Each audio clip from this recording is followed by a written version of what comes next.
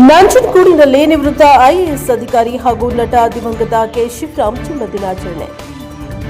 ಮೈಸೂರು ಜಿಲ್ಲೆ ನಂಜನಗೂಡು ತಾಲೂಕಿನಲ್ಲಿ ನಿವೃತ್ತ ಐಎಎಸ್ ಅಧಿಕಾರಿ ಹಾಗೂ ಚಲನಚಿತ್ರ ನಟ ದಿವಂಗತ ಕೆ ಶಿವರಾಮ್ ಅವರ 72ನೇ ವರ್ಷದ ಹುಟ್ಟುಹಬ್ಬವನ್ನು ನಂಜನಗೂಡಿನಲ್ಲಿ ಮೈಸೂರು ಜಿಲ್ಲಾ ಛಲವಾದಿ ಮಹಾಸಭಾದ ವತಿಯಿಂದ ಆಚರಣೆ ಮಾಡಲಾಯಿತು. ನಂತರ ಛಲವಾದಿ ಮಹಾಸಭಾದ ಜಿಲ್ಲಾಧ್ಯಕ್ಷರಾದ ಅಭಿ ನಾಗಭೂಷಣ್ ಮಾತನಾಡಿ, ಕೆ ಶಿವರಾಮ್ ಅವರು ಬಡವರ ಪರವಾಗಿ ನಿಂತ ವ್ಯಕ್ತಿಯಾಗಿದ್ದಾರೆ. ಕನ್ನಡ ಭಾಷೆಯಲ್ಲಿ ಪ್ರಪ್ರಥಮವಾಗಿ ಐಎಎಸ್ ಪಾಸ್ ಮಾಡಿ ರಾಜ್ಯಕ್ಕೆ ಮಾದರಿಯಾದರು. 18% ಮೀಸಲು ಹಣವನ್ನು ತಮ್ಮ ಅಧಿಕಾರದ ಅವಧಿಯಲ್ಲಿ ಸದ್ಬಳಕೆ ಮಾಡಿಕೊಂಡು ಶೋಷಿತ ಸಮುದಾಯಗಳ ಅಭಿವೃದ್ಧಿಗೆ ಹೆಚ್ಚು ಒತ್ತನ್ನು ನೀಡಿದ್ದಾರೆ. ಐಎಎಸ್ ಅಧಿಕಾರಿಯಾದ ಸಂದರ್ಭದಲ್ಲಿ ದಾವಣಗೆರೆ ಮತ್ತು ಮೈಸೂರಿನಲ್ಲಿ ಬಡವರಿಗೆ ವಾಸಿಸುವ ಮನೆಯನ್ನು ನಿರ್ಮಾಣ ಮಾಡಿಕೊಟ್ಟಿದ್ದಾರೆ. ಅನೇಕ ನಿರುದ್ಯೋಗಿ ಯುವಕ ಯುವತಿಯರಿಗೆ ಜೀವನ ಉಪಯೋಗಕ್ಕಾಗಿ ವಾಹನ ಸೌಲಭ್ಯಗಳನ್ನು ಕಲ್ಪಿಸಿದ್ದಾರೆ.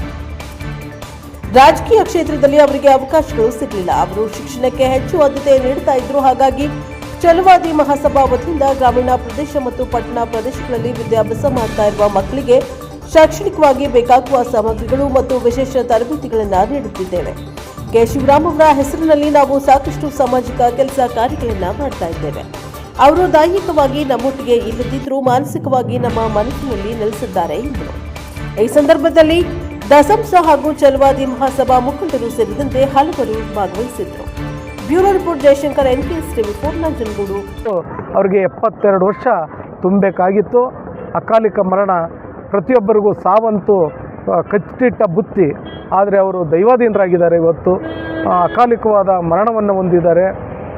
ಅವರ ಈ ಹುಟ್ಟಿದ ದಿನದಂದು ನಾಡಿನ ಎಲ್ಲ ಅವರ ಅಭಿಮಾನಿಗಳಿಗೆ, ಕೋಟ್ಯಾಂತರ ಅಭಿಮಾನಿಗಳಿಗೆ ಶುಭಾಶಯಗಳನ್ನು ಕೋರ್ತಾ ಅವರ ಹೋರಾಟವನ್ನು ಮುನ್ನಡೆಸ್ತಕ್ಕಂಥ ಅನೇಕ ಯುವಕರು ಪ್ರತಿಯೊಂದು ಹಳ್ಳಿಗಳಲ್ಲೂ ಹುಟ್ಟಲಿ ಬೆಳೀಲಿ ಅಂತ ಹಾರೈಸ್ತಾ ಇದ್ದೀವಿ.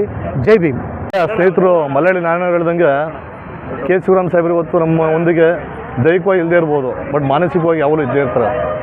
ಯಾಕಂದರೆ ಅವ್ರು ಕೊಟ್ಟಂಥ ಕೊಡುಗೆ ಸಾಮಾನ್ಯದಂಥದ್ದಲ್ಲ.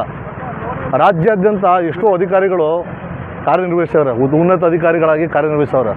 ಬಟ್ ರಾಜ್ಯಾದ್ಯಂತ ಪ್ರಖ್ಯಾತವಾಗಿ ಹೆಸರು ಮಾಡುವಂಥ ವ್ಯಕ್ತಿ ಯಾರು ಇದ್ದರೆ ಅದು ಕೆ ಶಿವರಾಮ್ ಅವರೇ. ಯಾಕಂದರೆ ಅವರು ಕಡು ಬಡತನದಲ್ಲಿ ಹುಟ್ಟಿ ದೊಡ್ಡ ಕನಸು ಹೊತ್ಕೊಂಡು ಆ ಕನಸನ್ನು ನನಸು ಮಾಡಿ ಅಧಿಕಾರ ಪಡೆದಂಥವ್ರು. ಮತ್ತು ಒಂದು ಇತಿಹಾಸವನ್ನು ಸೃಷ್ಟಿ ಮಾಡ್ತಾರೆ ಕೆ ಶಿವರಾಮ್ ಅವರು. ತನ್ನದೇ ಆದ ಭಾಷೆಯಲ್ಲಿ IAS ಎಂಬ ಒಂದು ದೊಡ್ಡ ಮಟ್ಟದ ಪರೀಕ್ಷೆಯನ್ನು ಬರೆದು ಪಾಸಾಗೋದು ಅಲ್ಲದೆ ಅಧಿಕಾರದ ಚುಕ್ಕಾಣಿ ಹಿಡಿತಾರೆ. ಅವ್ರು ಓದಿ ಎಲ್ಲ ರಂಗದಲ್ಲೂ ಕೂಡ ದೊಡ್ಡ ಮಟ್ಟದ ಕೆಲಸ ಮಾಡ್ತಾರೆ. ಸ್ನೇಹಿತರು ಹೇಳ್ದಂಗೆ ಗಗನಚುಕ್ಕಿ ಇರ್ಬೋದು, ನರ್ಸಿಂಗ್ ತರಬೇತಿ ಇರ್ಬೋದು, ಮತ್ತು 18% ಅಂತ ಹಿಂದೆ ಇದ್ದಂಥ ಒಂದು ಮೀಸಲಾತಿಲಿ ಏನು ಹಣನ ಸದುಪಯೋಗ ಪಡಿಸ್ಕೋಬೇಕು ಅನ್ನೋ ತೋರಿಸ್ಕೊಟ್ಟೋರು ಏಕೈಕ ವ್ಯಕ್ತಿ ಕೆ ಶಿವರಾಮ್ ಅವರು.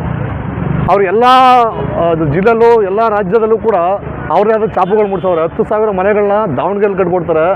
ಮೈಸೂರಲ್ಲಿ, ಕೆಸರಲ್ಲಿ, ಅಶೋಕಪುರಂಲಿ ನಿರ್ಗತಿಕರು ಮತ್ತು ನಿರುದ್ಯೋಗಿಗಳಿಗೆ ಎಷ್ಟೋ ವೆಹಿಕಲ್ಗಳು ಕೊಟ್ಟು, ಮನೆಗಳು ಕೊಟ್ಟು ಹೆಸರು ಮಾಡಿದಂಥ ವ್ಯಕ್ತಿ ಅವರು. ಚಿತ್ರರಂಗದಲ್ಲೂ ಕೂಡ ಹೆಸರು ಮಾಡೋರೆ, ಮತ್ತು ತಮ್ಮ ಅಧಿಕಾರ ವ್ಯಾಪ್ತಿಯಲ್ಲೂ ಕೂಡ ಹೆಸರು ಮಾಡೋರೆ.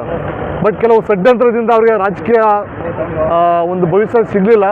ಆದರೂ ಕೂಡ ಅವರು ಅಧಿಕಾರಿ ಆಗಿದ್ದರೂ ಸಹ ಮತ್ತು ಅಧಿಕಾರ ಬಿಟ್ಟ ನಂತರ ಸಹ ನಾವು ಅಭಿಮಾನಿಗಳಾಗಿ ಅವ್ರನ್ನ ನಮ್ಮ ದೇಹದ ಉಸಿರುಗಳನ್ನು ನೆನ್ಕೋತಾ ಇದ್ದೀವಿ. ಮುಂದೆ ಕೂಡ ನೆನ್ಕೋತೀವಿ. ಅವ್ರ ಹೆಸರಲ್ಲಿ ನಾವು ಭಾಳಷ್ಟು ಕೆಲಸಗಳು ಮಾಡ್ತಾಯಿದ್ದೀವಿ. ಕಂಪ್ಯೂಟರ್ ತರಬೇತಿ ಇರ್ಬೋದು, ಹೊಲಿಗೆ ತರಬೇತಿ ಇರ್ಬೋದು, ಹಲವು ಕಾರ್ಯಕ್ರಮಗಳು ನಾವು ಆಯೋಜನೆ ಮಾಡ್ತಾಯಿದ್ದೀವಿ. ಮುಂದೂ ಕೂಡ ಮಾಡ್ತೇವೆ. ಅವ್ರು ಯಾವತ್ತೂ ಕೂಡ ನಮ್ಮ ಹೆಸರು, ನಮ್ಮ ಉಸಿರು ತನಕ ಅವ್ರ ಹೆಸರು ಅಜರಾಮರ ಅಂತ ಹೇಳ್ತಾ ಕೆ ಶಿವರಾಮ್ ಅವರಿಗೆ ನಾವು ಸಾಮೂಹಿಕವಾಗಿ ಶುಭಾಶಯಗಳು ಕೋರೋಕ್ಕೆ ಇಷ್ಟಪಡ್ತೀನಿ. ಜೈ ಶಿವರಾಮ್.